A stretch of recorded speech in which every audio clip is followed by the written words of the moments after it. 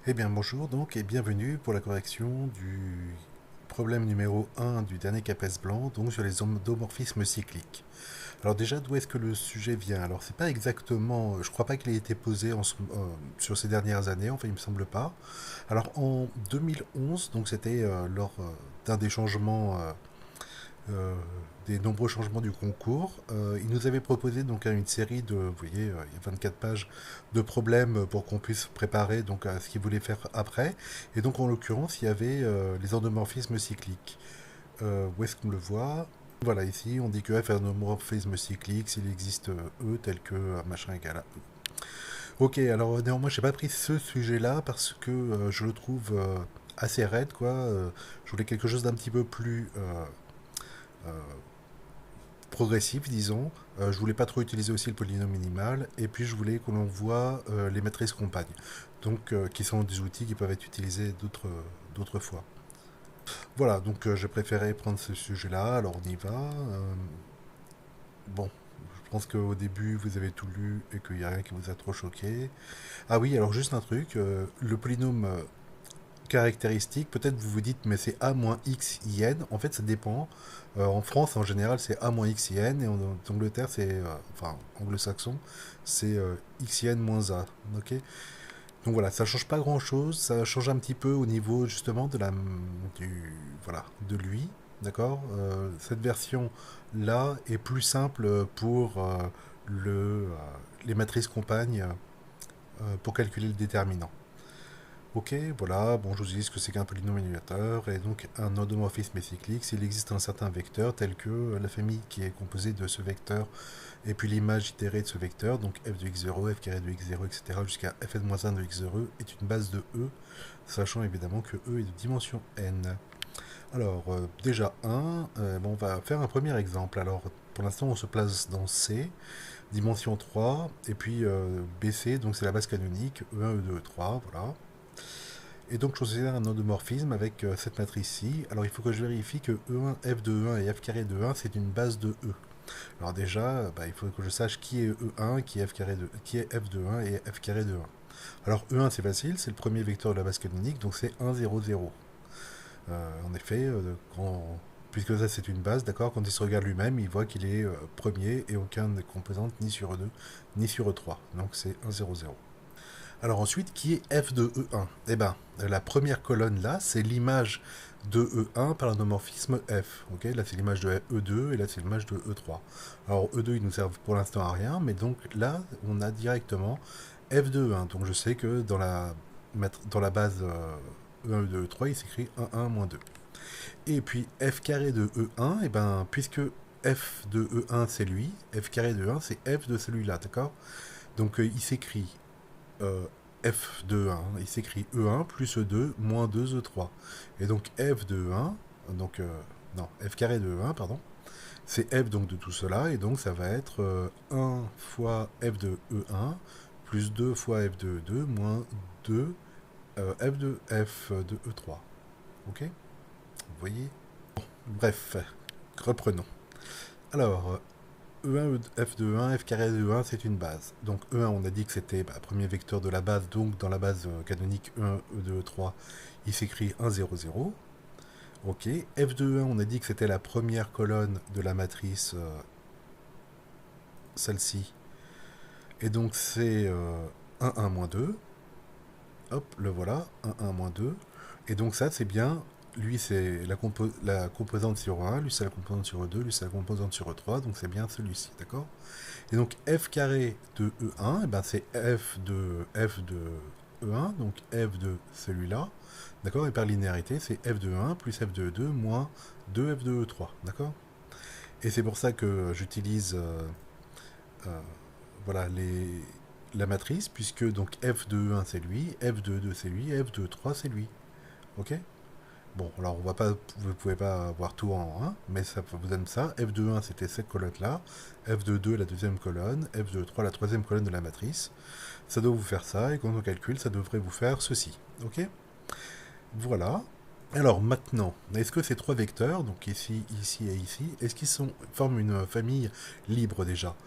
Alors bon, je ne l'ai pas démontré, mais oui, c'est évident, d'accord. Bon, si vous avez lui plus lui qui est égal à zéro, enfin, non, c'est pas ça. Un premier coefficient fois lui plus un deuxième coefficient fois lui plus un troisième coefficient fois lui égale zéro. Alors vous pouvez rapidement en déduire, d'accord, les B et C, là, les coefficients ici, ils sont forcément nuls, puisque là vous avez un moins 2 et là moins 2 2. D'accord. Donc voilà. Donc vous trouvez que pour que ça fasse zéro, il faut que moins 2B plus 2C égale à zéro et que B moins 2C égale zéro. Et là, vous en déduisez que c'est égal à zéro et vous en déduisez au final que le coefficient de 1 était nul. Bref, c'est pas compliqué, ils sont linéairement dépendants, c'est-à-dire que la famille est libre, et puis comme elle est maximale dans R, dans C3, pardon, ah, c'est pas ça, c'est là, puisque C, enfin E c'est un espace vectoriel sur C de dimension 3, donc c'est bon, j'ai une famille qui est maximale, et donc elle est génératrice et forme une base de E. Ok, je reviens toujours sur ce mot de maximal, qu'est-ce que ça veut dire spécifiquement? Maximal dans le sens toute famille dans un espace vectoriel de dimension 3, toute famille de 4 vecteurs est forcément liée. Donc au maximum, une famille libre possède 3 vecteurs, et en l'occurrence, dès qu'elle possède exactement 3 vecteurs, bah, elle est aussi génératrice, et ça forme une base. Voilà, on déduit que f est un monomorphisme cyclique, alors on voit, hein, cyclique si et seulement si il existe un vecteur tel que ce vecteur et les itérés par f de ce vecteur est une base de E. On vient de voir que x0 est égal à E1 marche, hein, ça donne une base de E. Et donc bah, on peut dire que f est un homomorphisme cyclique, je sais pas, vous mettez x0 est égal à E1 et puis voilà.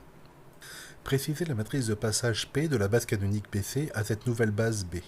Alors rappelons que la matrice de passage, ce sont les coordonnées de la nouvelle base exprimée dans l'ancienne base. Bref, c'est pas compliqué. E'1 c'était E1, E'2 c'est F de E1 c'était ça, et E'3, c'est-à-dire F carré de E2, ça devrait vous donner ceci. Hein, bon, j'ai changé parce que là c'était F3 de E1, je sais pas qu'est-ce qu'il faisait ce F3. Peut-être que j'ai vu 3 et je me suis dit 3, bon bref. Donc c'est F2, hein, donc la matrice, la base A, nouvelle base, c'est bien E1, F de E1, F carré de E1, donc avec ce qu'on avait calculé précédemment, moins 1, moins 2, 2, et donc votre matrice de passage, ça doit être ça, donc vous mettez les vecteurs colonnes bêtement, voilà, comme ça. Alors vérifiez que P-1 est égal, je vous ai donné la matrice inverse, hein, c'est pas, bon je trouve pas ça très pertinent de calculer, de passer du temps à calculer des inverses, donc voilà. Donc si vous calculez, j'espère qu'on trouve bien I3 et que c'est moi qui ne me suis pas planté. Et enfin, déterminer alors la matrice associée à F relativement à la base, nouvelle base, la base B, celle-ci. Donc normalement, vous devez trouver cette matrice-là en faisant P-1 AP, c'est-à-dire en faisant la formule de changement de base, d'accord. Voilà. Alors ça, c'est en calculant P-1 AP, mais au fait, on peut réfléchir et se dire, alors, je sais que la base, excusez-moi, BC, c'est E1, F de E1, enfin, non, c'est plutôt ici, E1, F de E1 et F carré de E1, d'accord. Donc là, c'est l'image de du premier vecteur, c'est-à-dire de E1 par F, donc c'est F de E1, et vous le retrouvez ici, d'accord, F de E1. Là, c'est l'image par F de deuxième base, du deuxième vecteur de base. Le deuxième vecteur de base, c'est f de 1, donc l'image par f c'est f carré de 1 et c'est le troisième vecteur de base, vous le retrouvez ici. Et là donc c'est f3 de 1, ah ben voilà pourquoi j'avais calculé tout à l'heure f3. Bon et voilà, et ça devrait vous donner ceci, moins 1, moins 1, moins 1. Voilà, alors théoriquement c'est tout pour ce qui est des endomorphismes cycliques, après on va voir les généralisations, mais bon on peut voir d'autres choses. F4 est égal à l'identité, et puis est-ce que c'est diagonalisable cette matrice A dans R ou dans C. Alors F4 égale identité, ben c'est facile, hein, il faut que je prenne ça et que je fasse puissance 4 et que je vois si ça me donne l'identité. Donc pour pas faire trop de calculs, on fait A carré fois A carré hein, pour A4. Donc si j'ai calculé A carré, c'est ça, et théoriquement A4 ça vous donne bien ceci. Et donc la matrice identité, ça veut dire que dans n'importe quelle base, votre F4 c'est l'identité de E. Peut-être plus astucieusement, on pourrait se dire que la matrice de A4, de F plutôt, au lieu de la prendre dans la base canonique, donc avec, attendez, hop, avec cette matrice-là A, peut-être je peux la prendre dans la base BC, avec cette matrice A', d'accord? Et donc A' au carré, puis vous faites les deux carrés, vous les multipliez, et normalement ça devrait vous donner aussi 1, 1, 0. D'accord? Ouais, dans la base B, voilà. Donc A2, si j'ai bien calculé, ça me donne ça, et puis A4, ça me donnerait l'identité, d'où F4, ça me donne identité de E. Oui, ça c'est la matrice unité, plutôt, et là c'est l'identité. Ok. Et donc la dernière question, bah, c'est juste pour vous faire réviser. Est-ce qu'elle est diagonalisable sur R? Alors on va faire le polynôme caractéristique. Ah oui, c'est aussi intéressant pour ça. Et puis on va voir si, enfin, quelles sont ses racines, etc. Alors le polynôme caractéristique. Donc ici c'est déterminant de x3 moins a. Donc ça vous fait, alors quand on calcule, x3 plus x2 plus x plus 1, théoriquement. Et voilà, alors attention, si vous avez a moins x identité, enfin i3, hein, ça vous donne moins x3, moins, etc. Il n'y a que des moins partout d'ailleurs. Voilà, donc de ça, je vois que moins 1 est une racine évidente, donc je peux factoriser par x moins la racine évidente, donc x plus 1. Ça me fait facteur de x2 plus 1, d'accord? Puisque x2 plus 1 c'est lui, et puis après quand je fais x fois ça, ça fait x3 plus x, donc c'est de là. Ok, et puis ça, bah, dans R, il n'y a pas de racine, hein, on le sait, c'est un irréductible de R. Donc dans R, il n'y a qu'une seule racine, et donc elle n'est pas diagonalisable, alors que dans C, il y a trois racines, I et moins I, et donc comme ce sont trois racines simples, forcément, elle est diagonalisable dans C. Alors partie 2, donc on passe un petit peu dans la théorie, alors pour l'instant c'est sympa, montrer que M et transposé de M ont le même spectre. Alors voilà, donc déjà peut-être on va rappeler ce que c'est que le spectre. Donc, alors le spectre, c'est quoi? C'est l'ensemble des valeurs propres de la matrice M, vous êtes d'accord? Mais c'est aussi l'ensemble des racines du polynôme caractéristique de M. Ouais. C'est-à-dire, hein, si M de grand X, c'est déterminant de grand X identité moins M. Ok, or le déterminant, lui, il est invariant par transposition. Donc voilà, je dis que le déterminant de M, c'est le déterminant de sa transposée. Donc quand je transpose ce truc-là, ça me donne quoi? Alors la transposée de la différence, c'est la différence de transposée. Donc x, i transposé, bah i transposé, hein, ça fait i, moins transposé de M. Ouais. Donc j'ai transposé, j'ai fait mon truc là. Ok, et ça, vous reconnaissez, donc ici, c'est exactement le polynôme caractéristique de la transposée de M. Ok. Voilà, et donc une matrice ou sa transposée ont même polynôme caractéristique, et donc évidemment, ils ont même spectre. Ensuite, toujours avec la transposée, montrons que la transposée de M est diagonalisable si et seulement si M est diagonalisable. Ok, donc j'ai une équivalence si et seulement si, donc on va faire d'un côté, je suppose que M est diagonalisable, et de l'autre, je suppose que la transposée est diagonalisable, en deux temps, d'accord? Donc pour l'instant, je sais que M est diagonalisable. Qu'est-ce que ça veut dire? Ça veut dire qu'il existe une matrice inversible P, telle que voilà, je préfère vous le mettre P-1MP plutôt que l'inverse. Donc ça veut dire qu'il existe une matrice de passage telle que la matrice P-1MP, donc M enfin diagonalisable, soit égale à D diagonale. Ok. Bon, bah écoutez, je vais transposer cette égalité. Donc ça va me faire que la transposée de D est égale à la transposée de tout ceci. Voilà. Et alors la transposée de tout ceci, c'est quoi? Alors n'oubliez pas que la transposée de AB, de A fois B, c'est transposée de B fois transposée de A. Ça commute les deux matrices, d'accord?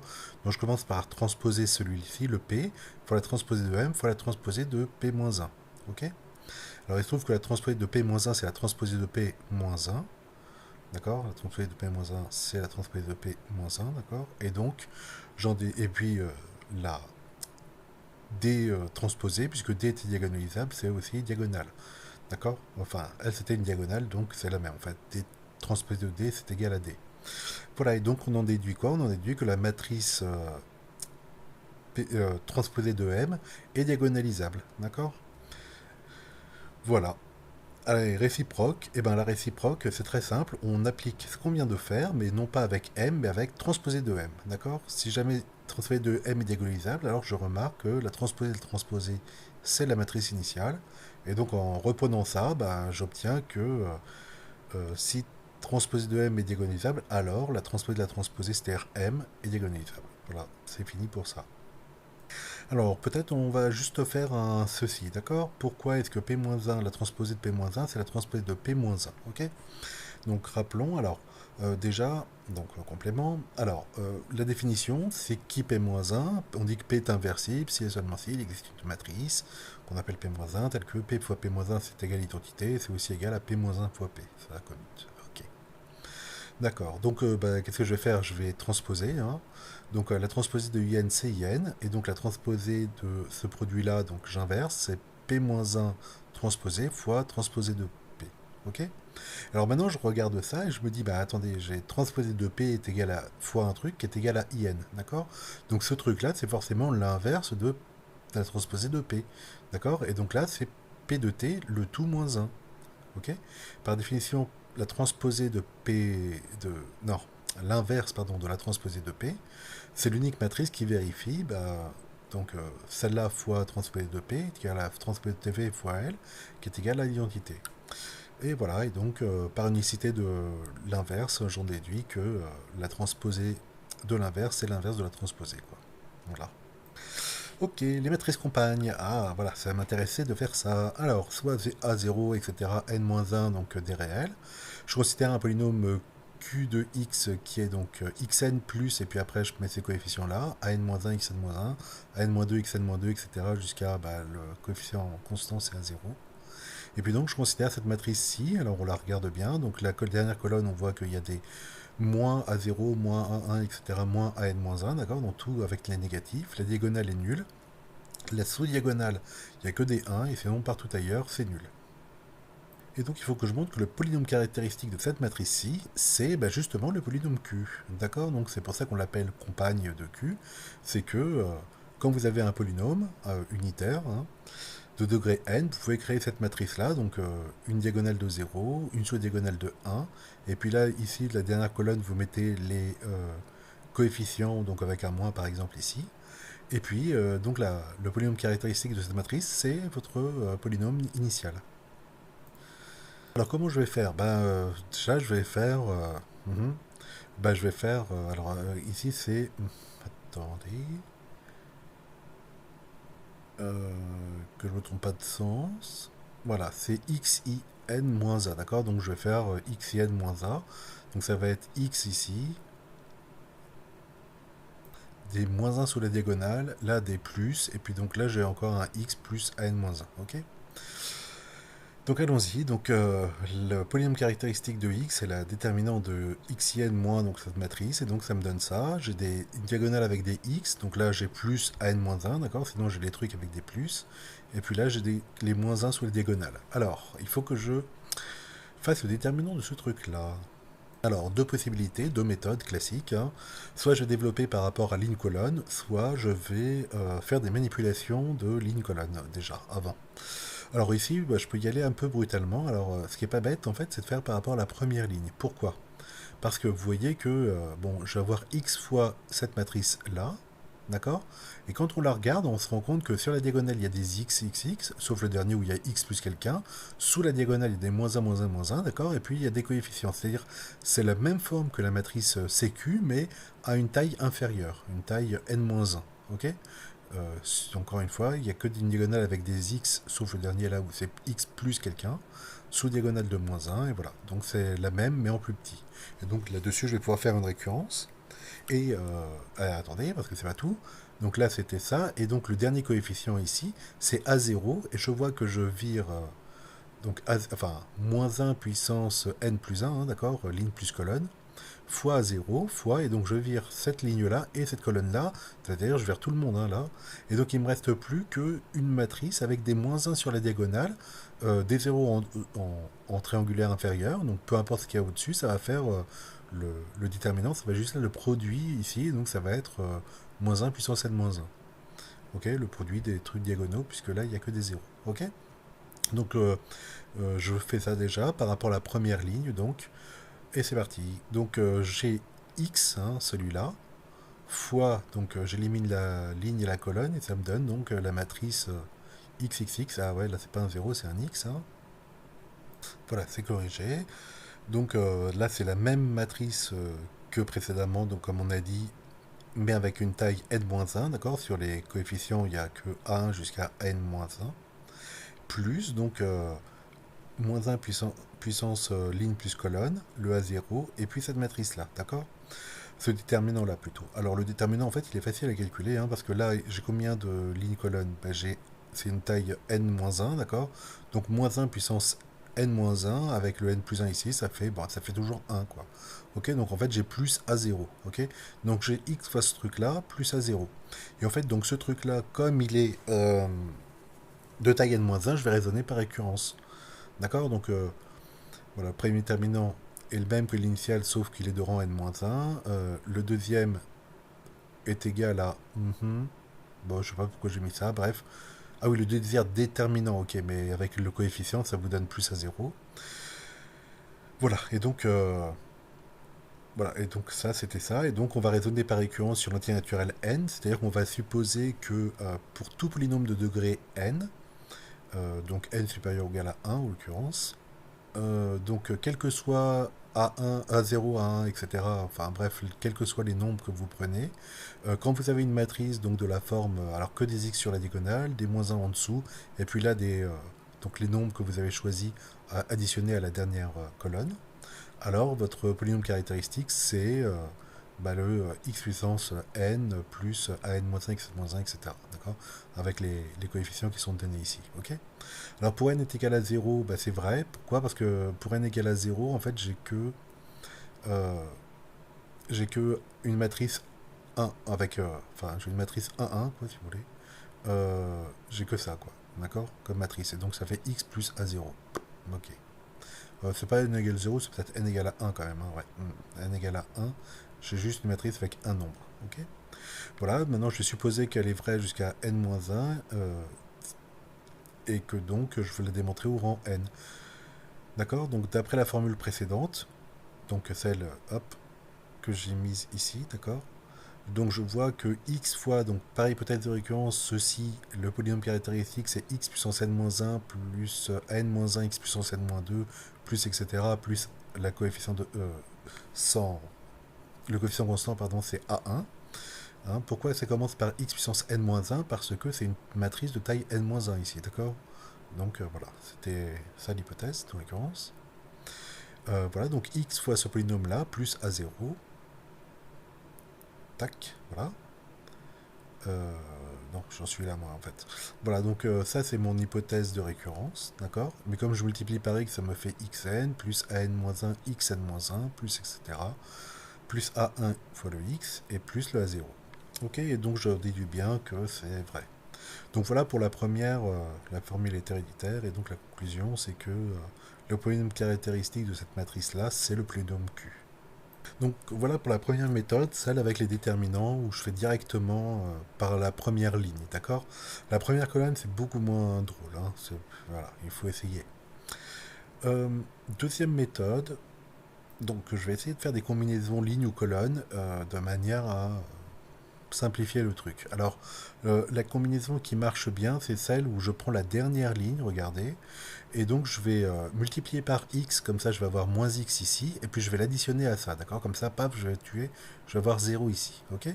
Mais ici, qu'est-ce que je vais avoir? Ben, je vais avoir x carré plus an-1x plus an plus 2, d'accord? Quand je remonte d'un cran. Ok? Et puis là, je vais remonter encore d'un cran, donc je vais multiplier par x, parce que là j'ai encore un x ici, d'accord? Donc en multipliant par x, je vais avoir un x ici, qui va tuer celui-là, quand je vais faire la somme, hein, ici. Là j'avais 0, donc c'est bon, et puis là je vais mettre fois x, et puis je vais faire plus le an-3, ok? Et ainsi de suite. Donc en fait, ça, je vais faire ligne par ligne, mais en partant d'en bas, je prends celle-là, je multiplie par x et je l'additionne à celle du dessus. Et puis après, celle du dessus, je la multiplie par x et je l'additionne à celle du dessus, et ainsi de suite, d'accord? Voilà, donc en fait, pour i allant de n-1, donc la dernière à 1, on pose li, c'est li plus x li plus 1, ok? D'accord? Donc voilà. Et ben c'est parti. Qu'est-ce que j'obtiens? Donc la première, en fait, je la bouge pas, hein. C'est la deuxième que je commence à bouger. Donc ça, c'est bien ce que je voulais, c'est-à-dire que là, le x, il a disparu. Et comme vous voyez, j'ai multiplié ça par x, donc ça me fait x2 plus an-1x plus an-2. D'accord? X2 plus 1. Ok, et puis je continue comme ça, donc je remonte, je remonte. À chaque fois, le -1, il me permet de tuer le x qui est au-dessus. D'accord? Là, de toute façon, j'aurai 0, et puis là, j'ai un polynôme de plus en plus important. Ok? Et en fait, je me rends compte que ce polynôme de plus en plus important, à l'avant-dernier coup, c'est xn-1 plus n-1, xn-2, etc., plus jusqu'à a1. Et quand je le multiplie par x et que je lui ajoute le a0 qui est ici, ça me donne donc mon polynôme q de x. Ok? Et puis une fois que j'ai ça, bah, cette fois-ci, je fais des développements par rapport à la première ligne. Hein, vous voyez qu'il n'y a que des zéros sauf celui-là. Donc ça me fait -1 puissance n plus 1 encore une fois, fois le déterminant après qui va être ici, puisque j'élimine ça et ça, ce qui fait -1 puissance n-1, et voilà, et vous avez terminé. Ça veut dire que ça donne q de x, d'accord? Voilà, bon bref, ça vous donne égal q de x. Voilà donc deux méthodes pour calculer cette matrice, le déterminant de la matrice compagne, c'est relativement classique. Ensuite, soit lambda une valeur propre de la transposée, déterminer les dimensions et une base du sous-espace propre associé. Alors je comprends pourquoi on va parler de la transposée, c'est parce que maintenant on veut que j'utilise la transposée. Lambda une valeur propre de la transposée, déterminer la dimension et une base du sous-espace propre associé. Ok. Alors donc je vais considérer lambda une valeur propre de la transposée, donc ça veut dire qu'il existe un vecteur propre, donc il existe x1, x2, xn, vecteur propre associé à la valeur propre lambda. Alors je vous rappelle que lambda peut être nul, mais par contre que ce vecteur-là ne peut pas être nul. Toutes les coordonnées ne peuvent pas être nulles en même temps. Voilà, et donc quand je fais la transposée fois ceci est égal à lambda fois ce vecteur, qu'est-ce que ça me donne? Ça me donne donc, alors la transposée ça donne ça, fois ça est égal à lambda fois le même vecteur, ok? Alors pourquoi on transpose en fait? C'est parce que là c'est vachement plus facile puisqu'on a que, regardez, quand je prends la première colonne ça me donne x2 est égal à lambda x1, ok? Là ça me donne x3 est égal à lambda x2, et donc etc etc. Et là ça me donne a1, enfin, moins a0 x1, moins 1 x2, moins etc., moins an-1 xn est égal à lambda xn. Ok, donc ça me donne ce système-là, pardon. Voilà, donc, donc déjà, sur les premiers trucs là, on voit qu'on va s'en sortir assez vite, hein, puisque si x2 est égal à lambda x1, x3 est égal à lambda x2, c'est-à-dire lambda carré x1, x4 est égal à lambda x3, c'est-à-dire lambda cube x1, etc. Je vais pouvoir tout exprimer, donc tous les trucs en fonction de x1. D'accord, donc x2 c'est lambda x1, x3 c'est lambda 2 x1, etc. xn c'est lambda n-1 x1. Et puis après il me reste cette condition-là, qui en fait est q, le polynôme q là que vous reconnaissez, évalué en lambda, est égal à fois x1 qui est égal à 0, d'accord? Vous faites passer le lambda de ce côté-là, ok?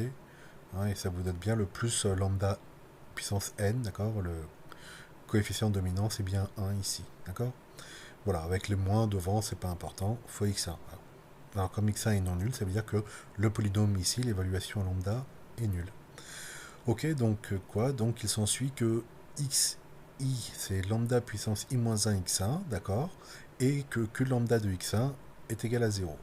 Alors, la deuxième condition, celle-là, hein, ne soyons pas trop choqués, hein, puisque on vient de dire que le la matrice donc transposée de la comatrice, là, hop, cette matrice-là, d'accord, elle avait comme polynôme caractéristique le même que hop, cette matrice-là, ok, et que ce polynôme caractéristique c'était q, d'accord. Bon bah donc si je prends une valeur propre de la transposée, forcément elle va annuler q, ok. Ça ne dit pas en fait grand chose, quoi. Voilà, donc j'en déduis que lambda est une racine de q, ce que j'aurais pu faire sans e, et puis donc le vecteur propre, par contre ça c'est intéressant, donc je fixe mon x1, et puis après c'est donc x1, lambda carré x1, etc. Ok, donc c'est engendré par la droite vectorielle 1, lambda carré, etc., lambda puissance n-1. Voilà donc à quoi ressemblent les vecteurs propres, forcément, de cette matrice transposée. Et donc on voit que c'est une droite vectorielle, hein. Vous n'avez que le choix de x1, d'accord. Là, bon, c'est vecteur engendré par un seul vecteur, la droite vectorielle de ce vecteur directeur là, d'accord. Donc la dimension c'est 1. Ben voilà, j'ai donné la dimension, une base où c'est espace propre, bah, c'est ce vecteur-là, hein, puisqu'il est dimension 1. Bah, je crois que c'est tout. Alors, 3 homomorphisme cyclique, montrer que f est cyclique si et seulement si il existe une base B de E dans laquelle la matrice f, donc f est cyclique, oui, est de la forme comme ça, d'accord, où Q c'est un polynôme unique de degré n. Ok, donc comme d'habitude, un si et seulement si, je vais déjà dire que f est cyclique, alors, d'accord, ok. Donc je suppose que f est cyclique, ça veut dire quoi? Ça veut dire qu'il existe x0, pardon, tel que ceci soit une base, d'accord, donc ouais, plutôt ça, x0, f de x0, etc. fn de moins 1 de x0, c'est une base de E, ok. Et ben pour faire la matrice, il existe une, vous voyez, s'il existe une base B dans laquelle la matrice est de la forme ça, je vais prendre cette base-là, vous voyez pourquoi. Donc, supposons f cyclique, il existe un x0 tel que cette base, donc le vecteur x0 et puis les itérés par f de ce vecteur, soit une base de grand E, je sais grand E, c'est le même. Hein.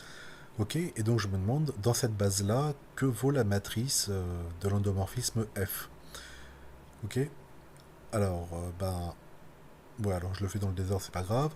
Donc on peut voir que le premier, donc là c'est E1, d'accord. F de E1, ça va forcément être le deuxième vecteur. Là, ça va être F de E2, c'est-à-dire le troisième vecteur, et ainsi de suite. Donc on va bien avoir cette diagonale-là. Et puis comment est-ce que je fais pour trouver les A0, A1, alors que je trouve des plus ou des moins, ça n'a pas une grande importance. Donc je dis que, puisque c'est une base, le Fn de x0, il se décompose sur cette base-là. Donc il existe des coefficients tels que le fn de x0 soit a0x0 plus a1 f de x0, etc. Voilà, et donc on doit pouvoir décomposer sur ceci, d'accord. Donc f dans la base est de la forme CQ, donc on a bien trouvé, attendez, hop, euh, une sous-diagonale avec que des 1 et puis ici des coefficients. Alors qu'il y ait des plus ou des moins, ça n'a pas une importance capitale, hein, d'accord. Mais voilà. Ok, la réciproque. La réciproque, donc j'ai supposé... Ah, voilà. J'ai supposé qu'il existe une base B de E dans laquelle la matrice F est de cette forme-là. D'accord. Il faut que je montre que F est cyclique. Ok, je vais donc dire soit B est égal à x0, x1, x2, etc., xn-1, cette base. D'accord. Et puis, j'ai cette matrice-là. Donc, voilà. B, je l'appelle x0, x1, etc. Ok, alors qu'est-ce que ça veut dire que j'ai ça? Ça veut dire que f de x0 c'est x1, là ça veut dire que f carré de x0 c'est x2, et ainsi de suite. D'accord. Et donc j'en déduis que pour tout n, en fait, pour tout cas, f... Voilà, il faut que je choisisse. Donc pour tout cas, compris entre 1, 2 et n-1 d'ailleurs, xk c'est fk de x0. Vous voyez pourquoi, je reprends. Hein. X0, donc la première colonne c'est l'image de x0 du premier vecteur de la base, donc x0 par f, et je vois que ça me donne x1, d'accord, le deuxième vecteur de la base, ok. Et puis l'image du deuxième vecteur de la base par f, ça me donne le troisième vecteur de la base, et ainsi de suite. Et donc j'obtiens que par itération, hein, que fk est égal à... donc xk, pardon, le kème vecteur ici, c'est l'image itérée k fois de premier vecteur de la base par f. Voilà, et par définition, puisque en remplaçant ici, je sais que x0, f de x0, f carré de x0, etc., fn-1 de x0, c'est la base b, et donc par définition, f est un endomorphisme cyclique. D'accord. La définition étant bien celle-ci, étant bien il est cyclique si et seulement si il existe une base, enfin un vecteur x0 tel que ceci soit une base de E. C'est bien ce que j'ai trouvé ici, puisque les xk, la base, hein, c'est des itérés de x0. Alors ensuite, j'en suis là. Soit f cyclique, montrer que f est décognisable si et seulement si f est scindé sur R, et à toutes ces racines simples. En fait, ça dépend R, hein, c'est K, ça dépend si je prends R ou C, mais bref. Ok, ok. Alors, il y a un truc qui est simple, c'est s'il est scindé à racine simple, alors il est diagonalisable. Ok, donc ça c'est évident. Puis il n'a pas besoin d'être cyclique pour ça. Hein. D'accord. Si f est scindé à racine simple dans R, alors bah il y a petit n, il est scindé et racine simple. Donc il y a petit n racines simples différentes. Le spectre est donc de degré n et donc f est diagonalisable. Ok. Réciproquement, donc j'ai un endomorphisme cyclique, je suppose qu'il est diagonalisable et je vais montrer que il est scindé à racine simple. Ok. Donc il faut que je montre qu'il a n racines en fait. Donc réciproquement, f est diagonalisable. Je considère donc ma famille là, ma base puisqu'il est cyclique aussi, associé donc à f. Alors il faut donc que je montre que en fait chaque valeur propre lambda est de dimension 1, enfin oui, vous voyez, donc je vais considérer lambda dans le spectre de f, mais je sais que le spectre de f c'est la même chose que le spectre de la transposée de f, à cause de ça, hein, voilà, et que ici je sais que les valeurs propres de la transposée, les espaces propres plutôt sont de dimension 1. Donc c'est gagné. C'est-à-dire donc je prends lambda dans le spectre de f, donc ça veut dire que lambda est aussi une valeur propre de la transposée. Or, je sais que la dimension pour L de lambda c'est 1, ça veut dire que lambda est une racine simple. D'accord. Et donc pour être diagonalisable, c'est bon, réciproquement, je suppose qu'elle est diagonalisable. S'il n'y a que des racines simples, ça veut dire qu'il y en a n. Ok. Et donc elle admet n valeurs propres différentes, et donc si f est scindé à racine simple. Alors, question d'après, donc la C. Montrons que si f est cyclique, alors la famille d'endomorphismes identité f, f carré, etc., fn-1 est libre dans L de E, d'accord, dans l'ensemble des endomorphismes, ok. Donc, bah, il n'y a qu'une seule chose à faire, hein. On va prendre une combinaison linéaire de ce truc-là qui est nul et on va démontrer que chacun des coefficients de la combinaison linéaire est nul, ok.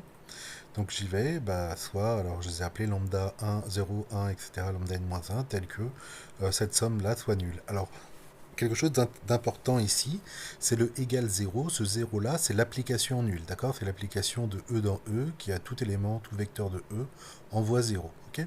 Donc ça, c'est une égalité de deux fonctions, de deux endomorphismes, quoi. Et donc je peux l'appliquer à n'importe quel vecteur de E. En l'occurrence, je vais prendre le x0, le fameux x0 qui fait que f est cyclique, d'accord. Donc ça veut dire que quand je l'applique à f k de x0, quoi, ça me fait, et cette fois-ci, c'est plus le 0 de application linéaire, mais là, c'est l'image, donc, par l'application nulle du vecteur x0, qui me fait le vecteur nul. Là, c'est le vecteur nul, là, c'est l'application nulle. Ok. Voilà, et maintenant, bah, c'est fini, puisque je sais que, par définition, si f est cyclique, d'accord, c'était là, f est cyclique, ça veut dire que cette famille x0, f de x0, etc., fn-1 de x0, c'est une base. Donc en particulier, elle est libre.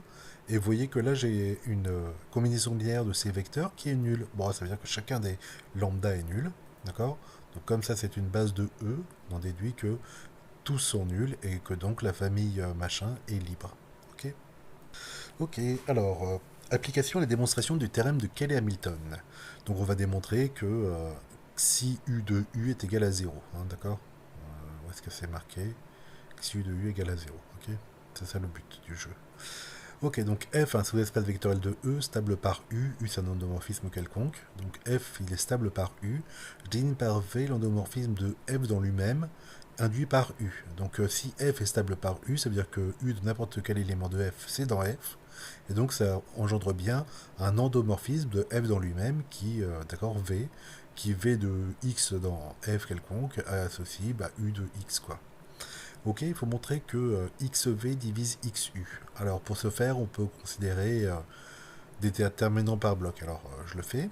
Donc je vais considérer donc déjà une base de F. Alors oui, j'ai pas dit si enfin E il est de dimension finie, hein. Donc je vais considérer une base de F, E1, etc., EK, et puis je vais la compléter en base de E. D'accord. Donc allons-y. Je pars donc de E1, EK, une base de F, et je la complète en E1, EK, EK plus 1, etc. jusqu'à EN, une base de E. Ok.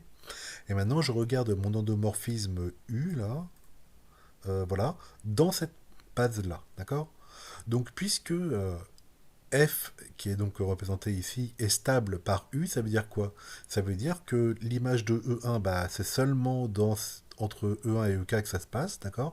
L'image de E2, pareil, etc.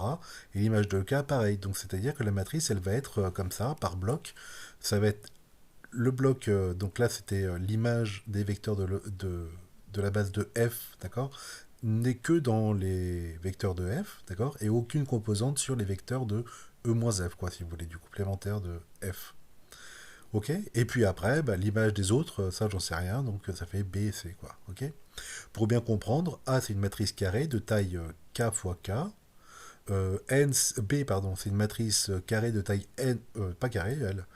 C'est C qui est carré de taille N-K fois N-K. Et donc B, c'est de matrice N-K ici fois K ici. Ok. Voilà. Et bien sûr, A, c'est la matrice en fait de V, hein, puisque c'est la restriction à l'endomorphisme, au sous-espace vectoriel F, d'accord, de U. Ok.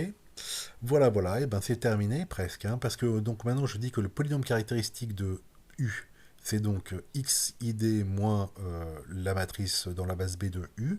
Donc ça me fait alors, ouais, ça me fait x ik parce que là c'est k fois k, hein, la taille, moins cette matrice là, là ça fait x i n moins k moins c, d'accord? Voilà, B, on s'en fiche complètement. Et puis donc quand je fais les déterminants par bloc, je sais que c'est le déterminant de lui fois le déterminant de lui, d'accord? Donc le déterminant de lui, vous le voyez, c'est le polynôme caractéristique de V, fois, bon là vous voyez pas ce que c'est, mais c'est xi n-k moins c, hein, le déterminant. Voilà, et donc je sais que xi u s'écrit xi v fois quelqu'un, celui qui est là-bas, j'ai oublié, donc le polynôme caractéristique de V divise celui, hop, de U, ok? Ok, alors maintenant il faut que j'en déduise que le ker de xi v de U, c'est bien ça, hein, est inclus dans le ker de xi u de U. Ok.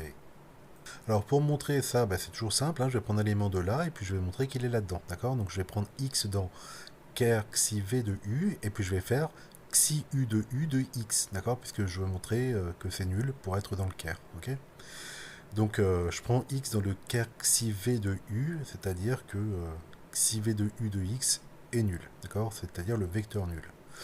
Ok, alors je vais, avant de faire le XIU, je vais dire que par la question précédente, on sait que XIV divise XIU. Donc, comme XIV divise XIU, il existe un polynôme, alors je l'ai appelé R, hein, peu importe, hein, tel que XIU, ce soit XIV fois R ou R fois XIV, d'accord? Le produit des polynômes, il commute.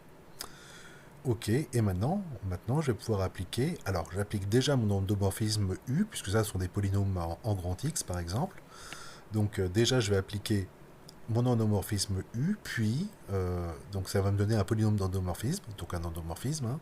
Puis après, j'applique le vecteur X. Et là, ça va me donner un vecteur. Ok. Alors, attendez, peut-être je vais faire juste un petit truc. Voilà, je reprends par étapes. Donc j'ai cette égalité-là, donc de polynôme, hein, j'applique maintenant cette égalité de polynôme à l'endomorphisme U. Donc ça va me donner des polynômes d'endomorphisme. Donc si U de U, c'est un endomorphisme hein, qui est composé de U plus U carré, etc. C'est donc le produit R fois XIV, je prends plutôt celui-là, en U. Et ça par définition, le R fois XIV en U, c'est R de U rond XIV de U bien comprendre que ça c'est un polynôme d'endomorphisme, c'est-à-dire un endomorphisme, et pareil, celui-là c'est un polynôme d'endomorphisme, c'est-à-dire un endomorphisme. Euh, Juste pour être sûr que tout le monde comprenne bien, paf, quand au début je vous ai parlé de F4, je sais pas où c'était, d'accord, bah c'était un endomorphisme, d'accord, et ça c'est le polynôme x4 appliqué à F, ok. J'ai calculé A carré tout à l'heure, A carré c'était... enfin, c'est x carré, le polynôme x carré appliqué à 4, d'accord. Je peux faire aussi x4 moins 1, d'accord, appliqué à f qui va me donner 0 ici, ok. Donc voilà pour bien comprendre. Donc ça, ce sont des endomorphismes, d'accord. Donc je me balade dans L de E, et maintenant j'applique au vecteur x, celui-ci en l'occurrence, d'accord.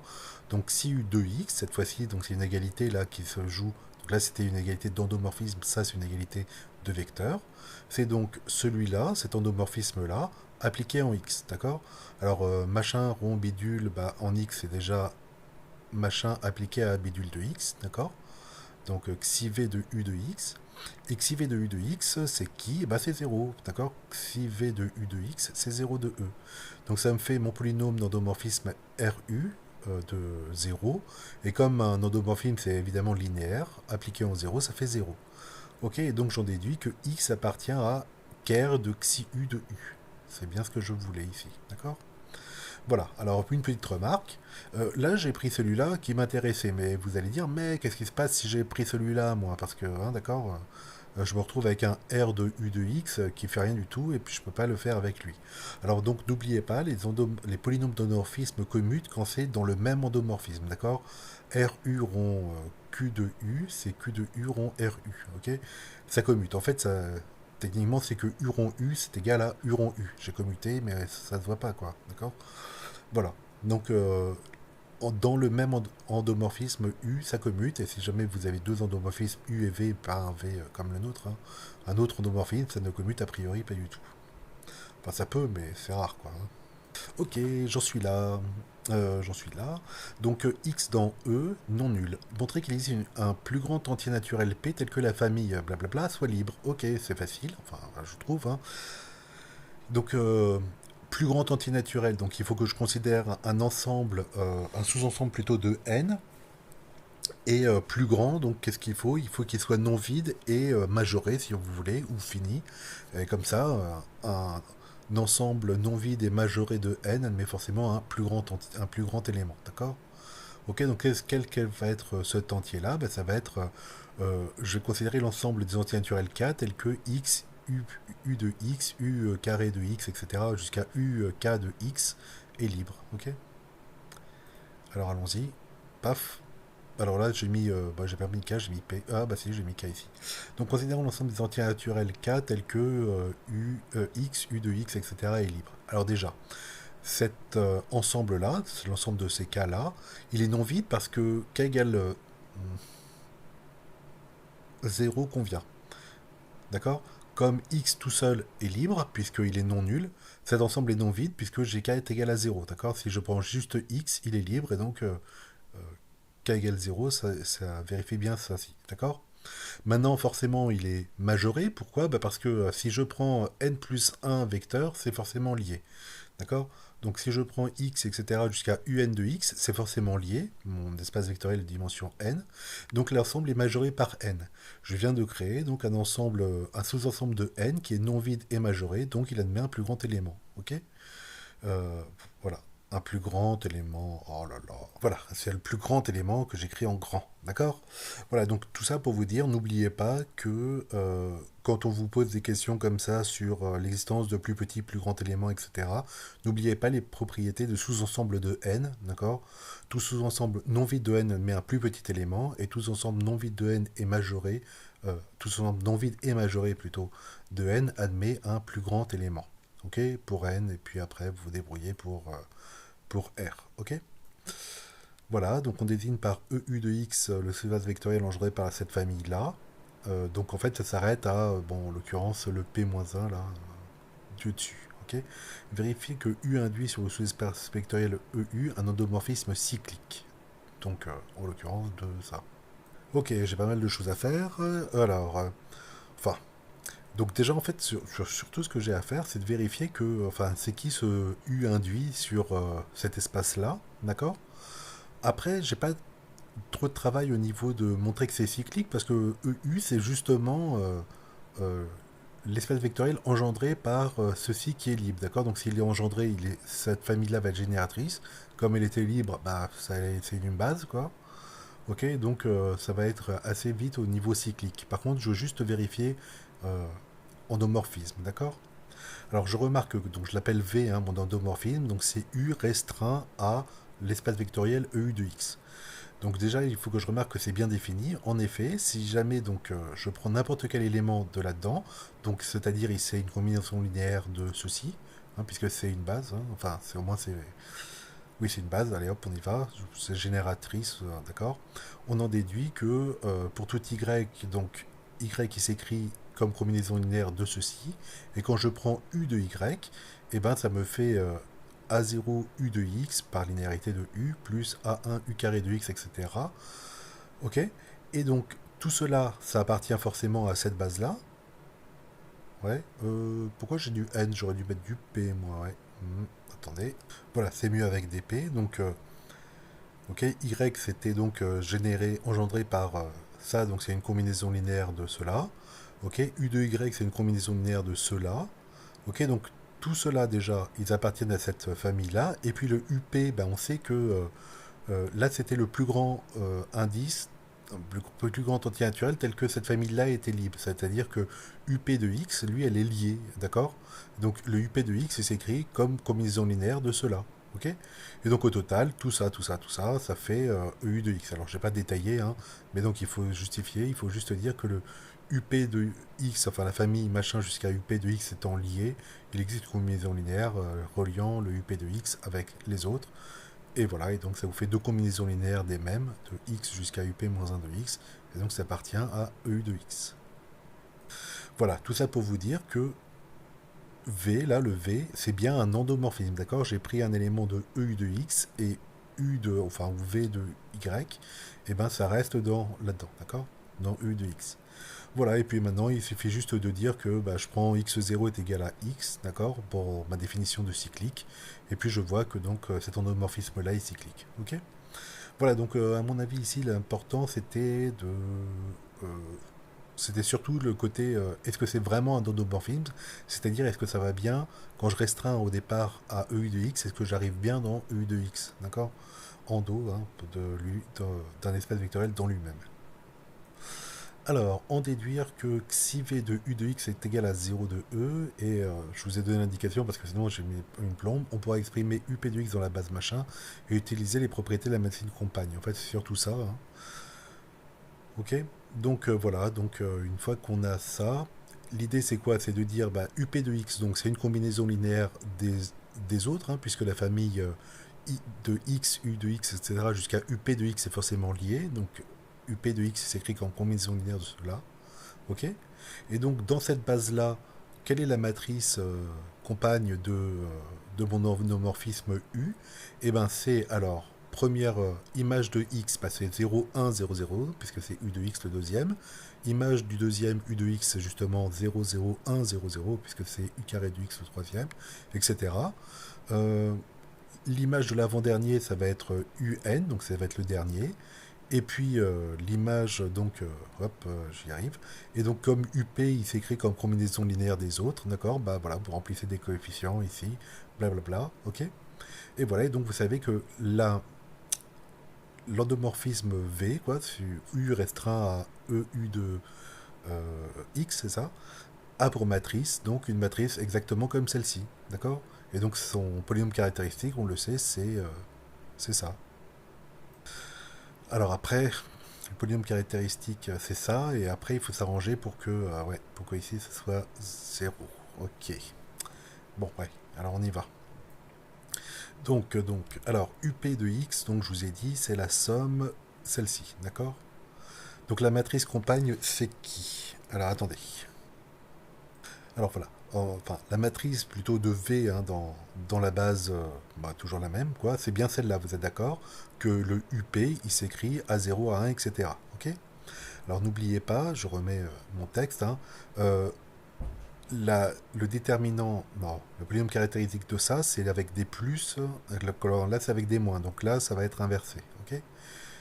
Donc ça veut dire quoi? Ça veut dire que le polynôme caractéristique de cette matrice-là, c'est donc xp, le coefficient dominant, d'accord, qui est là, et puis après, bah, tous ces coefficients, sauf qu'il y a un signe moins à chaque fois, d'accord. Donc moins la somme des AIXI, ok.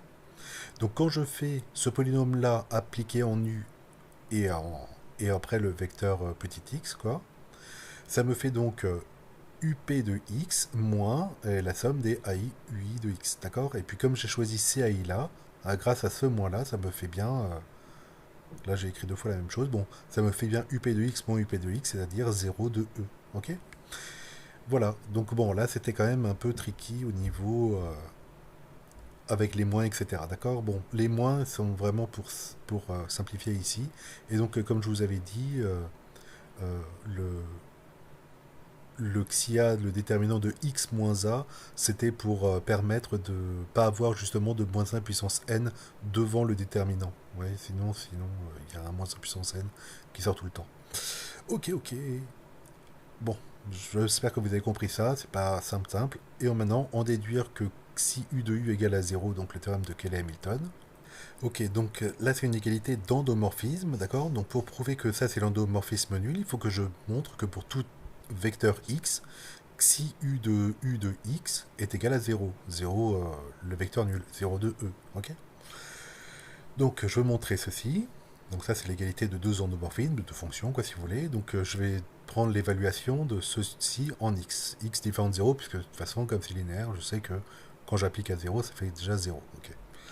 Donc je prends x vecteur non nul. Alors comme j'ai mon x non nul, bah, je peux considérer ce que j'ai fait précédemment, hein, e u de x, là, donc je regarde quelle est la famille x, u de x, u carré de x, etc., qui soit libre, quoi, maximale. Ça, c'est e u de x, c'est l'espace vectoriel qui est engendré par cette famille maximale, et v, c'est la restriction de u à cet espace vectoriel-là. D'accord? Ok, je sais quoi? Je sais que le polynôme caractéristique xi v, il divise xi u, et je viens de dire que le xi v de u de x était égal à 0, d'accord? Donc ce qui me dit, hein, bon alors là c'est toujours le truc, hein, si ça divise, il y a un polynôme R tel que, bon bref, que le xi u de x est égal à 0. Et ça c'est vrai pour tout x, j'ai pris un x quelconque, j'ai créé mon truc, et puis hop, ça me fait 0. Et donc pour tous les vecteurs, je vais recommencer la même chose, et ça va à chaque fois me donner que si u de x est égal à 0, d'où l'application elle-même est nulle. Ok? Voilà, bon, alors c'est pas facile cette fin de sujet de truc là. C'est intéressant, mais pas facile du tout. Ce qui peut être intéressant pour vous, c'est vraiment les côtés. Donc voilà, ça c'était faisable, d'accord, avec la technique du plus grand élément d'une partie. De bien comprendre ce que j'essaye, j'insiste beaucoup sur les égalités. Est-ce que ce sont des égalités de vecteurs? Est-ce que ce sont des égalités de, d'endomorphisme? Est-ce que ce sont des égalités de polynômes, etc. D'accord? Toutes ces égalités-là, on met toujours le même signe égal, mais ça n'a rien à voir en fait l'égal, hein, d'accord? Par exemple, l'égalité des polynômes, vous savez que c'est même degré, coefficients sont égaux. Ok? Par contre, les fonctions sont égales si et seulement si leur évaluation pour tout x de l'ensemble des définitions sont égales, ainsi de suite. D'accord? Donc voilà, donc ne serait-ce que de voir ça, c'est pas si mal. Et alors ensuite, donc les endomorphismes cycliques nilpotents. Donc c'est la dernière partie, oui, après j'ai pas rajouté la fin, hein, parce que sinon ça fait long. Alors, dans la question, donc je prends un endomorphisme nilpotent maximum, c'est-à-dire, enfin pas maximum, mais d'indice de nilpotence n-1, c'est-à-dire que fn-1 est différent de 0 et fn est égal à 0. Ok? Donc c'est égal à 0, ce sont les fonctions ici, des endomorphismes. Alors, montrer que f est un endomorphisme cyclique. Donc si l'ilpotent d'indice d'ilpotence n-1, alors il est cyclique. Et je vous donnais l'indication, on pourra considérer, après en avoir justifié l'existence, le vecteur x0 tel que fn-1 de x0 est différent de 0. Ok? Alors allons-y. Je sais que fn-1, ce n'est pas l'application nulle. D'accord? Donc ça veut dire qu'il y a au moins un x qui est tel que fn-1 de x soit non nul. Ok? Sinon, ce serait l'application nulle. Ok, forcément ce x il est non nul, puisque f quelle que soit la puissance de 0, ça fait 0, d'accord? Donc il existe un x non nul qui vérifie, voilà, tel que fn-1 de x0 soit différent de 0. Et puis après, ben, puisque j'ai ce x0, ben, je vais essayer de voir si x0, f de x0, etc., jusqu'à fn-1 de x0, ça ne me ferait pas une base de e. Ok? Donc allons-y. Donc qu'est-ce que j'ai mis? Donc voilà mon truc là, comme fn-1 ce n'est pas l'application nulle, il existe un vecteur non nul tel que fn-1 de ce vecteur là ne soit pas le vecteur nul. D'accord? C'est 0 de e. Et donc je veux montrer que ceci est une base de e. Ok? Donc premièrement, est-ce que c'est libre? Alors bah, je vais considérer une combinaison linéaire de ça qui serait nulle. Donc supposons l'existence de A0, etc. n-1 telle que la somme des AK, FK de x0 soit égale à 0. Ok.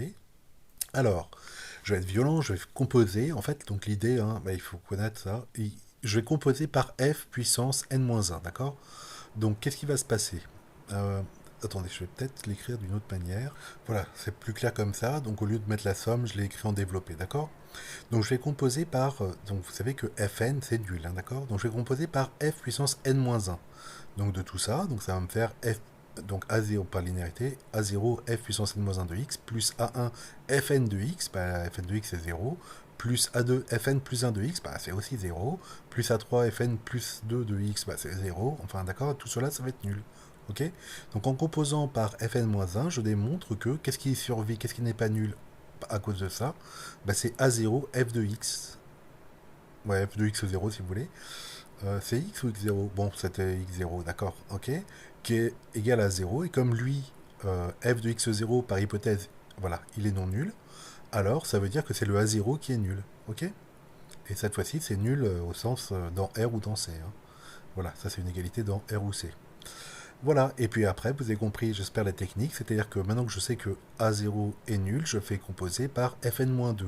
Comme ça, Fn-2, donc alors lui il est nul, hein, ça me donne A1 Fn-1 de x0 qui est non nul, plus A2 Fn de x0 qui lui est nul, plus A3 Fn plus 1 de x0 qui est nul, etc., etc. Tous les autres sont nuls, et donc je montre comme ça de proche en proche, donc là ça me donne ça, donc A est nul, et comme ça de proche en proche, je montre que chacun des AI, en appliquant quoi, f n-1, n-2, n-3, n-4, etc., à chaque fois je montre que il y a un des AI qui est nul, ok. Et au final, donc toute la famille des AI est nulle, et donc ça veut dire que ceci est libre, ok. Et une fois qu'elle est libre, bah, c'est fini, je dis qu'elle est maximale, hein, d'accord, puisque c'est de taille n, donc c'est une base de E. Super.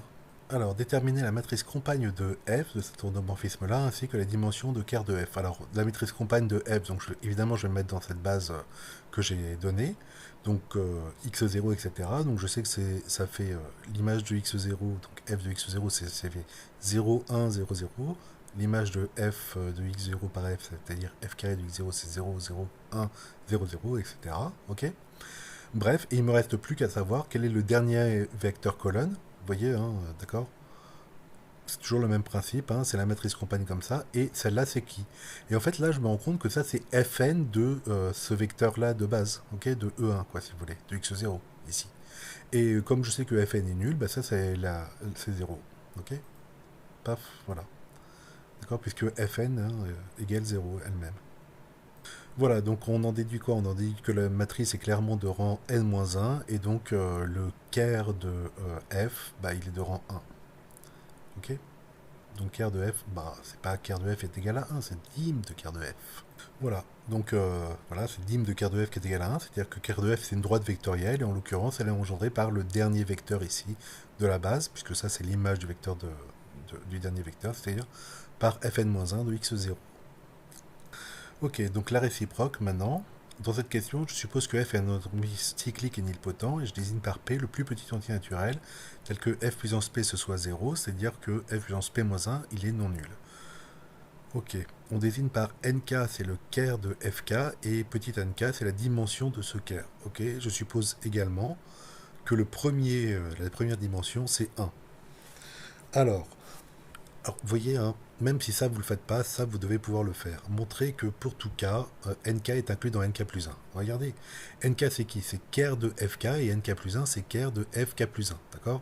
Donc il faut que je prenne quelqu'un dans x dans nk, c'est-à-dire dans ker de f, et que je montre que fk plus 1 de ce x là, il est égal à 0. Ok? Et ça, c'est pas difficile, hein. Donc je prends x dans nk, c'est-à-dire que fk de x est égal à 0.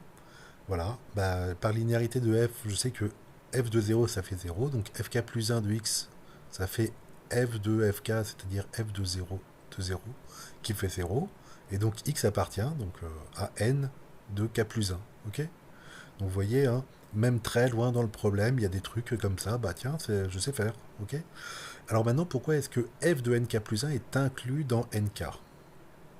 Ok, donc il faut que je prenne un élément, je vais l'appeler plutôt y, hein, quand ce sont des images, j'aime bien les appeler y, donc de f de nk plus 1, c'est-à-dire qu'il existe un x dans nk plus 1 tel que y sont égal à f de x, d'accord. Il faut que je montre que ce y-là est dans nk, c'est-à-dire que f puissance k de ce y-là est égal à 0. Alors ici, je n'avais pas fait ça, ok, alors allons-y. Donc là, c'est pas ça que je veux.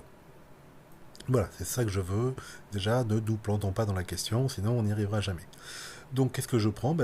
C'est simple, hein, je prends un Y là-dedans et je veux montrer qu'il est là-dedans. D'accord? Donc, soit Y appartenant à ça.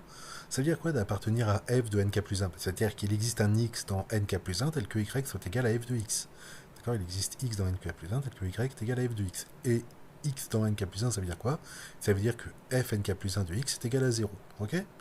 Alors moi, je veux me prouver que ce y, il est dans quoi? Il est dans nk, d'accord? C'est quoi nk? C'est le caire de f puissance k. Donc je vais faire f puissance k de y, ok? F puissance k de y, c'est égal à quoi? C'est égal à f de y de... donc fk, pardon, de... Alors y, c'est f de x, ok? De f de x, ça fait f puissance k plus 1. C'est des compositions, bien sûr, de x. Et par définition, ça fait 0, car x appartient à nk plus 1. Voilà, et donc votre y, il est inclus dans nk, c'est-à-dire que vous avez bien cette inclusion-là. Ok? Celle qu'on voulait au départ, la bonne. Bref, tout ça pour vous dire, si vous passez du temps et que vous vous dites ah mais je trouve qu'il n'y a plus rien, etc. Non, non, voilà, faut essayer d'y arriver, d'accord? Je vous dis pas que c'est simple, mais il y a des choses à faire, même dans les sujets comme ça. Euh, voilà, des trucs. Et là, si vous mettez ces points-là, c'est très bien, hein.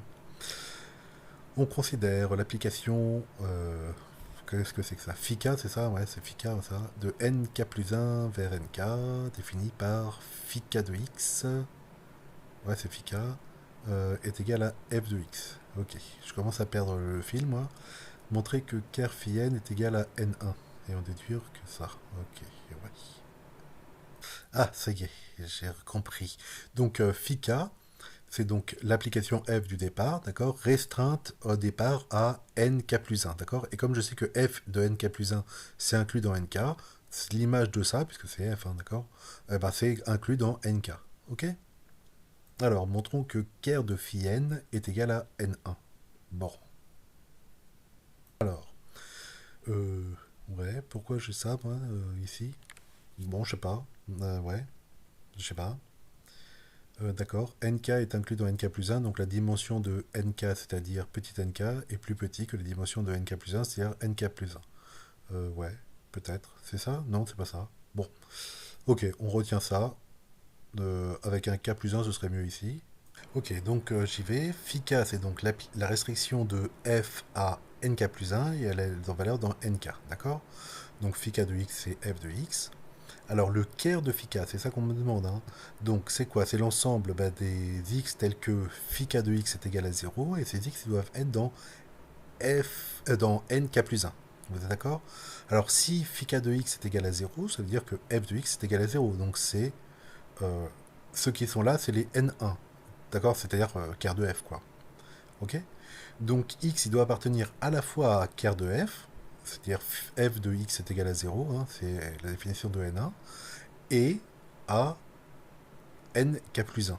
Ok? Donc ker de f inter nk plus 1, c'est donc n1 inter nk plus 1. Mais, je sais que, qu'est-ce que j'ai? N1 il est inclus dans N2, qui est inclus dans N3, qui est inclus dans N4. Ah ouais, ok. Donc j'ai cette chaîne croissante là. Donc N1 est inclus dans N2, etc. etc. Donc le N1 inter NK, en fait, c'est le N1. Ok? Voilà, d'où X appartient à N1, puisque N1 il appartient à tout le monde, donc l'intersection ça fait seulement N1. Voilà, voilà. Et il faut que j'en déduise que NK plus 1 c'est plus petit que NK plus 1. Ok, donc alors, ok, c'est le théorème Durand, hein, d'accord. NK plus 1, le petit n, c'est la dimension de l'espace vectoriel de départ. NK, c'est le rang au max, et plus 1 c'est le quart, ouais c'est ça. Bon, bah voilà. Donc d'après le théorème du rang, qu'est-ce que je sais? Je sais que donc la dimension de départ, c'est égal à la dimension du Caire plus le rang de l'application. Ok? La dimension du Caire, on vient de dire que c'est dim de n1. D'accord? Le Caire, hein, de phi c'était n1, donc dim de n1 plus. Et donc le rang, forcément, il est plus petit que la dimension de l'espace d'arrivée. Tout le monde est d'accord, hein, j'espère. C'est-à-dire qu'au maximum, vous occupez tout l'espace, quoi. Ok, et donc dim de n1 par hypothèse n1 il était de taille 1, c'est là. D'accord, donc voilà, donc ça c'est 1 plus petit nk, et donc vous savez que nk plus 1 est plus petit que 1 plus nk. Ah oui, donc c'était pour ça que j'avais ça et ça, parce que ça va ensemble en fait. Je vais rajouter la question. Alors montrer que si on indice k tel que nk est égal à nk plus 1, alors pour tous les j plus grands que k, nj est égal à nk. Ok, alors attendez. 2 secondes, hein, je vais essayer de comprendre ce qu'on fait. Les nk, c'est une suite croissante d'entiers naturels. Bien sûr, ces dimensions sont entiers naturels et ça croît. D'accord? Mais ça ne peut pas croître de plus de 1 à chaque fois. Donc c'est soit 0, soit 1. Ok, et là, ça me dit quoi? Ça me dit que si on a 2 consécutifs qui sont égaux, alors tous les autres, tous ceux d'après, ils sont égaux. Alors là, c'est pas seulement la dimension, c'est même l'espace, hein, sont les mêmes. D'accord? Vous êtes d'accord? Donc ça veut dire que c'est une suite qui commence à 1, qui est croissante de 1 en 1. Donc elle fait 1, 2, 3, 4, etc. Et puis une fois qu'elle piétine une fois, ça y est, c'est fini, elle est stationnaire. D'accord? Ok, là, il ne faut pas s'inquiéter pour les égalités d'espace vectoriel, puisque l'un est inclus dans l'autre, et on sait que si la dîme de lui est égale à la dîme de lui, alors ils sont égaux. Enfin, quand... Ouais, c'est ça. Ok? Donc en fait, j'ai à montrer l'égalité avec les petits n, d'accord? Vous voyez? J'ai juste à montrer l'égalité des dimensions, et cette inclusion-là me dira que les espaces vectoriels eux-mêmes sont égaux. Ok, donc je suppose, comme on me le dit, qu'il y a un cas pour lequel je piétine, c'est-à-dire que le petit nk est égal à petit nk plus 1. Et donc de cette inclusion-là, j'en dis que les espaces vectoriels sont égaux. Alors moi, il me faut donc montrer que pour tout j qui est au-dessus de ça, nj est égal à nk. Bon, je vous propose de faire nk plus 2, et puis on s'arrêtera là. Hein. Alors donc je veux montrer que nk plus 2, c'est aussi égal à nk plus 1, d'accord?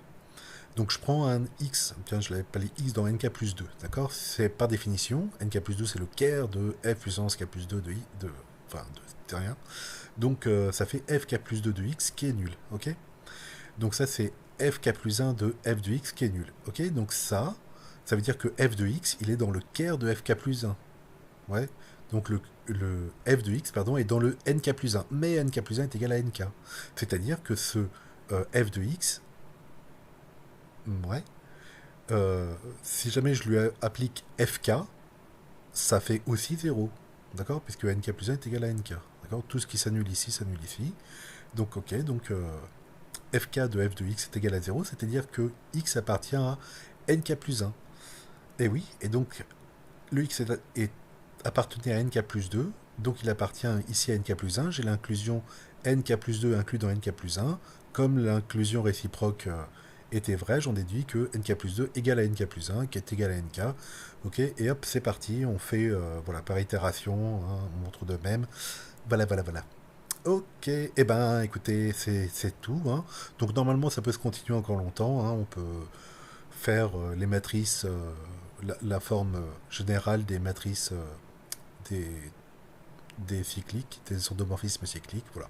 Bon, maintenant, le sujet, pareil, il y avait quand même une certaine difficulté. Donc la première partie, vous devez avoir fait ça, prendre les points là-dessus, le faire bien. Là, c'était faisable, hein, ici. Le polynôme, si jamais vous êtes arrivé, c'est très très bien. Si vous connaissez pas le truc, ben, c'est pas facile. D'accord? Là, les questions sont bizarres, mais elles sont pas compliquées, mais bon. Alors après, vraiment, il faut essayer de trouver les trucs faciles, quoi, d'accord? Donc là, il y avait une des implications qui était faisable. Là, en fait, si vous ne paniquez pas et vous vous dites, bon, bah, je vais montrer que c'est libre et je fais la somme des machins, et puis j'applique à x et oh, c'est gagné, d'accord?